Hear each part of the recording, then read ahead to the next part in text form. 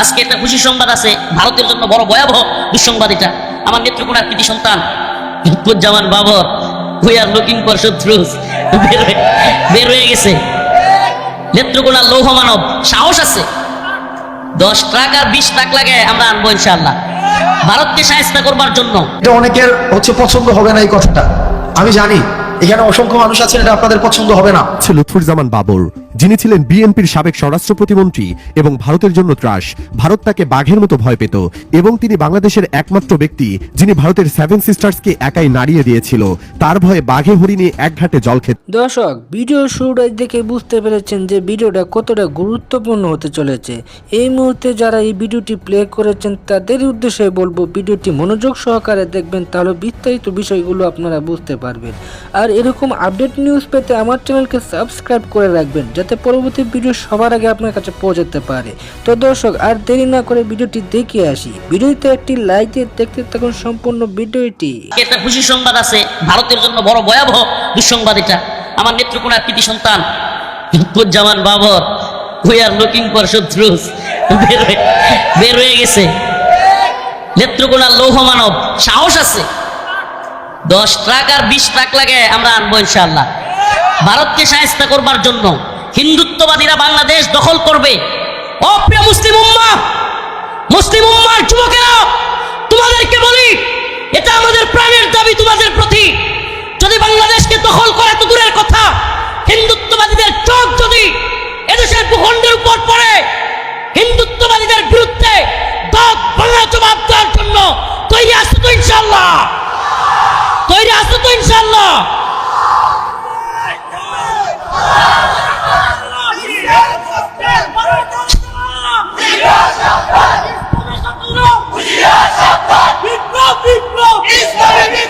আল্লাহ রাসূলের একটা হাদিস বলে শেষ করছি।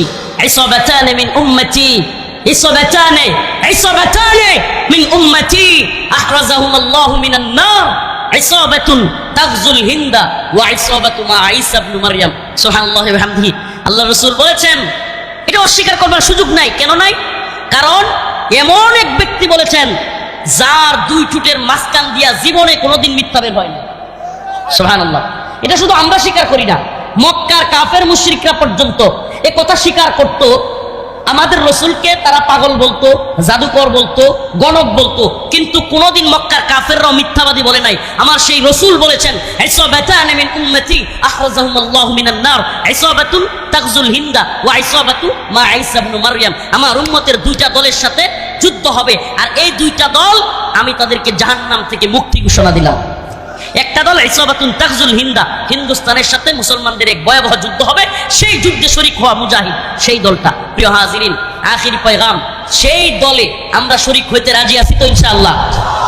মুসলিমদের দলে শরীক হইতে প্রস্তুত আছি তো ইনশাআল্লাহ? লিল্লাহি তাকবীর, লিল্লাহি তাকবীর। এই দিল্লি না ঢাকা, দিল্লি না ঢাকা, আপোষ না সংগ্রাম, দালালি না রাজপথ, গোলামি না আজাদি, গোলামি না আজাদি, নাসরুম মিনাল্লাহ ওয়া ফাতহুন করিব। আখিরি পয়গাম, আমাদের এই বিপ্লব আসলো, 70 থেকে 80 জন মাদ্রাসার ছাত্র জীবন দিল, কত তালিবুল ইলম জীবন দিল। যেহেতু ভাই পাশে, এই কথাটা শুধু বলে শেষ করি। আমরা এখন দেখতেছি প্রথম আলো সহ হিন্দুত্ববাদীদের দালাল কিছু মিডিয়া, আলেমদের, ছাত্রদের, মাদ্রাসার ইসলামপন্থীদের এই যে এত বড় ত্যাগ, এটাকে অস্বীকার করতেছে এরা। এবং এই বসেন, শেষ কথা, এরা শুধু অস্বীকারই করতেছে না, আলেমদেরকে বিভিন্নভাবে জঙ্গি, মৌলবাদী, উগ্রবাদী ট্যাগ দেওয়ার প্ল্যান এরা করতেছে। আমি আপনাদের মাধ্যমে, আমার প্রিয় ভাইয়ের মাধ্যমে আমি জানাতে চাই, এদেশে ইসলামপন্থীরা যে ত্যাগ হাসিনার সময় স্বীকার করেছে, হাসিনার সবচেয়ে বেশি রুশান হলে পড়েছে দেশের আলেম ওলামারা। আমি নিজে ব্যক্তিগতভাবে, আমি আমার কথা বলি, আল্লাহ মাফ করুক, আমার ব্যক্তিগত জাহির করার জন্য এইগুলো বলতেছি না, কিন্তু আমি আমার কথা বলি। প্রায় 32 মাস জেল কাটছি, 32 মাস, প্রায় 3 বছর, 26 দিনের মতো রিমান্ডে ছিলাম। আমার উপর দিয়া সকল আলেমদের প্রথমে তো আমাকে ধরছে। এমন কোনো নির্যাতন নাই যেটা করে নাই। নির্যাতনের স্টিম রোলার বড় লম্বা, তারপরেও বের হইয়া চুপ থাকি নাই কখনো। ভাইয়েরা যখন ডাক দিছে, ওনারা হয়তো দেখছে কিনা ভিডিওতে, আমি সর্বপ্রথম এমন এক ছেলে যে কিনা লাইভে আইসা আলেমদেরকে, মাদ্রাসা ছাত্রদেরকে ডাক দিয়া বলছি সবাই বের হয়ে আসো। এখন শাহাদাতের সময় ডাকাতে বাড়ি থেকে ঢাকার দিকে আসার পথে ছাত্রলীগের হামলার শিকার হয়েছি। যেখানে হামলার শিকার হয়েছি ওখানেই ছাত্রদেরকে নিয়ে ওদেরকেও হামলা করছি। থাইমা থাকি নাই। আমাদের ক্ষমতার দরকার নেই, আমাদেরকে অমুক পদ দেন তমুক পদ দেন, এটা আমাদের চাওয়াও না। কিন্তু দেখতেছি রাষ্ট্রের নতুন করে রাষ্ট্রের গুরুত্বপূর্ণ স্থানে আবার গাদ্দাররা ঢুকে যাচ্ছে। এটা দেখতেছি গাদ্দাররা আবারও গাদ্দারি করতেছে। আমাদের পদের দরকার নাই, আমরা পদ এই তন্ত্রমন্ত্রের পদ চাই না। কিন্তু যদি ক্ষমতা লোভী হইয়া আবারও কেউ ভারতের গোলামি কিংবা আমেরিকার গোলামি করবার চিন্তা করে, গোলামদেরকে লাঠি দিয়ে নামাইতে পারি আমরা। এটা অনেকের পছন্দ হবে না এই কথাটা, আমি জানি। এখানে অসংখ্য মানুষ আছেন, এটা আপনাদের পছন্দ হবে না। অধিকাংশের কাছে হয়তো আমি এই কথার কারণে অপ্রিয় হতে পারি, কিন্তু কার কাছে অপ্রিয় হলাম, কার পছন্দ হলো না সেটা মুখ্য না। মুখ্য হচ্ছে আমার ইসলাম আমাকে কি বলে, আমার দ্বীন আমাকে কি শিক্ষা দেয়। সেটা যদি অপছন্দেরও হয় সেটাই আমাদেরকে বলতে হবে। আমি যেহেতু এই গ্রামে ছিলাম, এই গ্রামের সাথে আমার সম্পৃক্ততা রয়েছে। এই গ্রামে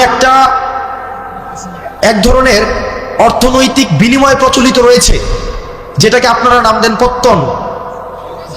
এটাকে আপনারা যে নামেই ডাকেন না কেন, এটা সরাসরি সুদ। আমার পরিবার সহ আশেপাশে অনেকে আছে এই ধরনের বিষয়ের সাথে সম্পৃক্ত ছিল। কিন্তু আমরা যখন বুঝেছি, আমরা যখন পড়াশোনা করে জেনেছি, আমরা যখন আলেমদের থেকে পরামর্শ নিয়েছি, বিশ্বাস করেন যেই দিন থেকে আমরা এই পথ থেকে ফিরে এসেছি, বরং সচ্ছলতা আরো বেশি প্রশস্ত হয়েছে। কসম করে বলছি, আপনারা জানেন আমার বাবার অর্থনৈতিক অবস্থা, আমার দাদাদের অর্থনৈতিক অবস্থা। যেই দিন থেকে এই জায়গা থেকে আমরা ফিরে এসেছি, আমাদের অর্থনৈতিক যে সচ্ছলতা, আমাদের নিয়ামত সৃষ্টিকর্তা আমাদেরকে যেভাবে দিচ্ছেন, আমরা প্রতিনিয়ত আল্লাহর কাছে অকৃত্রিম কৃতজ্ঞতা প্রকাশ করি। আপনাদের কাছে অনুরোধ থাকবে, এই যে আমরা দেখি টাকা থেকে টাকা